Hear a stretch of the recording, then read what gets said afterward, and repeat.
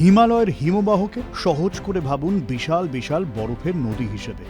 বছরের পর বছর তুষার জমে বরফ হয়, সেই বরফ নিজের ওজনেই ধীরে ধীরে নিচের দিকে এগোয়। গরমের সময় তার একটা অংশ গলে জল হয়, সেই জল ছোট ছোট পাহাড়ি নালা, ঝর্ণা আর নদীতে গিয়ে মেশে।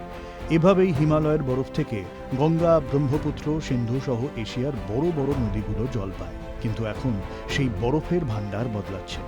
হিন্দুকুশ হিমালয় অঞ্চলে রয়েছে প্রায় ৬৩,৭০০টা হিমবাহ। মোট বরফের মজুত প্রায় ৫,৭৩৬ ঘন কিলোমিটার। সংখ্যাটা বোঝা কঠিন। ১ ঘন কিলোমিটার মানে ১ কিলোমিটার লম্বা, ১ কিলোমিটার চওড়া আর ১ কিলোমিটার গভীর। আর এই ভাণ্ডারই দ্রুত কমছে। ১৯৯০ থেকে ২০২০ মাত্র ৩০ বছরে হিমবাহের আয়তন প্রায় ১২% কমেছে। বরফের মজুত প্রায় ৯% কমে গিয়েছে। ২০০০ সালের পর বরফ গলার গতি আরও বেড়েছে। গবেষণায় দেখা যাচ্ছে হিমবাহগুলিতে ১৯৭৫ সাল থেকে গড়ে প্রায় ২৭ মিটার বরফের পুরুত্ব হারিয়েছে। কিন্তু বরফ গললেই যে সঙ্গে সঙ্গে বিপর্যয় হবে তা নয়। আসল বিপদ অন্য জায়গায়। হিমবাহ পিছিয়ে গেলে তার সামনে ও পাশে পাথর, মাটির বাঁধ তৈরি হয়। বরফ গলে সেই জায়গায় জল জমে তৈরি হয় হিমবাহ হ্রদ। যত জল জমে চাপও তত বাড়ে। আর সেই হ্রদ যদি পাথর, মাটির দুর্বল বাঁধের পিছনে থাকে, একটা বরফের চাই, পাহাড়ি ধস বা ভূমিকম্পই সেই বাঁধ ভেঙে দিতে পারে।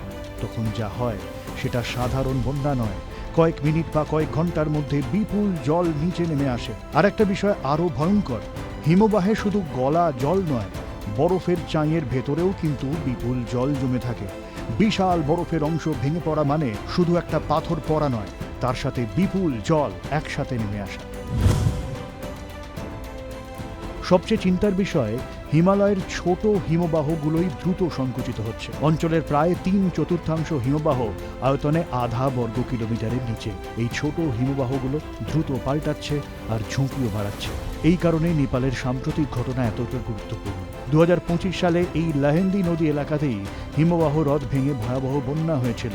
প্রশ্নটা এখন তাই শুধু নেপালের নয়, ভারতেরও রেহাই নেই এই ভয়ঙ্কর বিপদ থেকে। ব্যুরো রিপোর্ট, জি ২৪ ঘন্টা।